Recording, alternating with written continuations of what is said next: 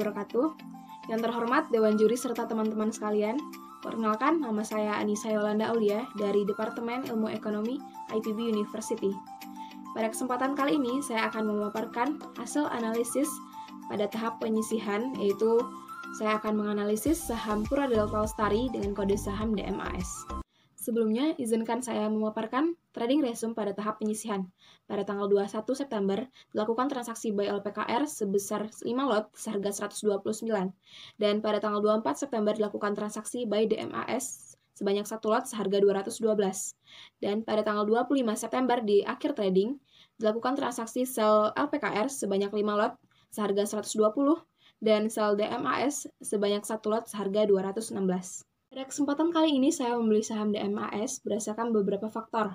Yang pertama, fundamental yang bagus serta likuiditas sahamnya. Saham DMAS termasuk pada saham IDX 80. Di indeks ini tercatat 80 saham perusahaan yang memiliki likuiditas tinggi, fundamental yang bagus yang menunjukkan kinerja perusahaan yang bagus, serta free float yang tinggi yang menunjukkan jumlah saham yang beredar yang bisa dibeli masyarakat tinggi. Lalu, seperti yang kita tahu, dampak pandemi COVID-19 sangat besar, tak hanya dari sisi kesehatan, tetapi juga perekonomian.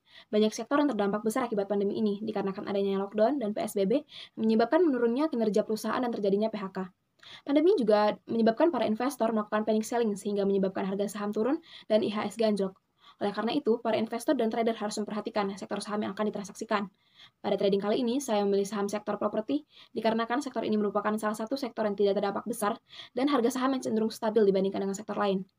Dan dalam jangka panjang, sektor properti akan mengalami pemulihan seiring dengan kebijakan yang normal. Dan saya memilih saham DMAS dikarenakan kinerja perusahaan ini tetap bagus tengah pandemi COVID-19. Pengembangan kawasan industri Delta Mas masih mencatatkan marketing sales yang positif, dan perusahaan ini juga memiliki permintaan lahan industri sekitar 130 hektar. Selanjutnya, laporan keuangan DMAS yang bagus. Dapat kita lihat pada tabel, aset dan total aset perusahaan DMAS meningkat dari tahun 2019 hingga 2020, di mana aktiva atau aset ini dapat mengukur sejauh mana perusahaan menghasilkan penjualan dengan aktiva tetap. Semakin besar aktiva, maka akan semakin baik kinerja perusahaan. Perusahaan DMAS merupakan perusahaan tanpa utang dikarenakan tidak adanya anggaran dalam pembelian lahan. Selanjutnya, perbandingan fundamental saham. Dengan membandingkan 3 saham yang sejenis pada analisis ini, saya membandingkan saham DMAS, BES, dan KIJA. Pada rasio pertama, yaitu rasio BVPS, digunakan untuk membandingkan ekuitas pemegang saham dengan jumlah saham yang beredar. Rasio ini menunjukkan saham pada harga wajar, overvalue, ataupun undervalue. Apabila dilihat pada tabel perbandingan saham DMAS, BES, dan KIJA, rasio BVPS DMAS berada pada nilai 113,9 kali, yang menunjukkan saham ini berada pada harga wajar. Dan yang kedua, rasio ROA menunjukkan besarnya kemampuan perusahaan menghasilkan laba. Pada perbandingan kedua saham ini, ROA tertinggi berada pada saham DMAS, yaitu sebesar 2,2%, yang menunjukkan besarnya kemampuan perusahaan menghasilkan laba bersih. Dan yang ketiga, rasio ROE, yang menunjukkan efisiensi manajemen perusahaan. Pada perbandingan ketiga saham ini, rasio ROE tertinggi berada pada saham DMAS sebesar 2,8%, yang artinya menunjukkan saham DMAS memiliki efisiensi yang tinggi dalam manajemen perusahaan. Saham DMAS adalah saham yang memiliki fundamental paling bagus dari ketiga saham tersebut, yaitu unggul di operating profit margin, yang merupakan laba bersih sebelum bunga dan pajak, untuk mengukur efisiensi bagaimana perusahaan menekan biaya-biaya pada suatu periode. Dan yang kedua, net profit margin, yang merupakan jumlah rupiah laba bersih yang dihasilkan oleh setiap satu penjualan rupiah. Dan yang ketiga, market capitalization, yang merupakan nilai atau harga sebuah perusahaan yang dihitung dari jumlah keseluruhan nilai saham yang beredar. Kapitalisasi pasar atau market capitalization, yaitu untuk menentukan ukuran sebuah perusahaan. Semakin besar market capitalization, maka ketertarikan investor terhadap saham tersebut tinggi. Selanjutnya, analisis strategi. Pada analisis kali ini, saya menggunakan analisis teknikal dengan MACD, MA, dan stokastik. Yang pertama, indikator yang pertama MACD, yaitu Moving Average Convergence Divergence. MACD digunakan untuk mengidentifikasi perubahan tren sehingga dapat diketahui waktu yang tepat untuk menjual dan membeli saham. Terdapat garis sinyal berwarna merah dan garis MACD yang berwarna biru. Apabila garis MACD memotong garis sinyal dari atas ke bawah, maka menunjukkan sinyal sell, seperti pada awal bulan Agustus yang merupakan tren turun dan menunjukkan sinyal sell.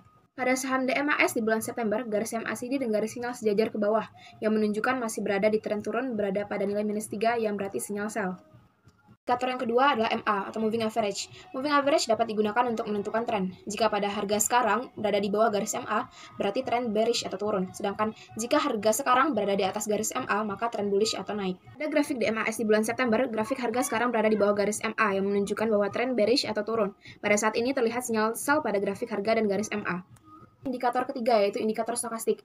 Indikator ini termasuk ke dalam jenis osilator, yaitu indikator yang digunakan untuk mengidentifikasikan posisi overbought dan oversold. Posisi overbought digunakan sebagai acuan untuk menjual saham dan oversold sebagai acuan untuk membeli saham. Stokastik memiliki dua garis dalam osilator.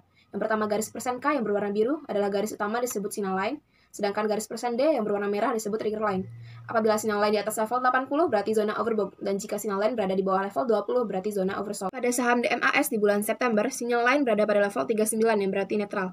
Apabila menggunakan indikator ini, maka belum bisa dipastikan tren saham DMAS. Selanjutnya, hal yang perlu diperhatikan dalam memilih saham. Yang pertama, laba konsisten atau meningkat tiap tahunnya. Dengan memperhatikan laporan laba rugi atau neraca keuangan, suatu perusahaan dapat didefinisikan sebagai ringkasan dari aktivitas perusahaan di periode tertentu. Jika suatu perusahaan memiliki laba yang meningkat tiap tahunnya, maka dapat dipastikan kinerja perusahaannya bagus. Apabila terjadi penurunan laba pada suatu kuartal, itu adalah hal yang wajar karena dipengaruhi oleh iklim usaha dan juga GDP negara. Kedua adalah saham dengan likuiditas tinggi. Likuiditas saham dapat dilihat dari 3 indikator. Yang pertama, list share, yaitu jumlah saham yang beredar. Yang kedua, kapitalisasi pasar, yaitu nilai sebuah perusahaan berdasarkan perhitungan harga pasar dikalikan dengan jumlah saham yang beredar. Yang ketiga, volume saham. Apabila saham yang likuiditasnya tinggi, maka akan lebih mudah ditransaksikan dan berpeluang besar mendapatkan gain. Yang ketiga adalah arus kas atau cash flow yang positif. Apabila cash flow negatif dalam jangka waktu yang panjang, maka akan berdampak buruk bagi perusahaan tersebut. Dan apabila cash flow positif, yang berarti perusahaan dengan kinerja baik, maka peluang mendapatkan dividen juga akan besar. Selanjutnya, bandarmologi. Bandarmologi adalah teknik analisa saham untuk menentukan keputusan sell atau buy dengan menggunakan data akumulasi dan distribusi dari volume perdagangan saham, atau bisa dikatakan analisis aktivitas bandar. Bandar ini mengelola uang titipan investor. Jadi, bandar adalah satu istilah dari perkumpulan, bukan pelaku perorangan. Sebagai trader atau investor kecil biasanya follow the giant karena dengan mengetahui aktivitas broker yang sedang melakukan akumulasi atau distribusi dapat mendapatkan keuntungan karena bandar telah mendapatkan rumor lebih dahulu dari sekelompok orang yang berperan vital pada suatu organisasi. Namun tidak sepenuhnya aktivitas bandar selalu menguntungkan, sehingga harus ada strategi lain dengan menggabungkan beberapa analisis untuk mengambil keputusan. Selanjutnya, trading style. Saya adalah tipe trader yang mengambil keputusan dengan melihat berita-berita yang ada. Banyak berita yang ada, namun belum tentu semuanya menguntungkan. Ada banyak sekali rumor dan rekomendasi yang beredar pada era digital sekarang, dan jika melihat dan memperhatikan rekomendasi saham, saya akan mempelajari dan menganalisis kembali saham tersebut sebelum melakukan transaksi.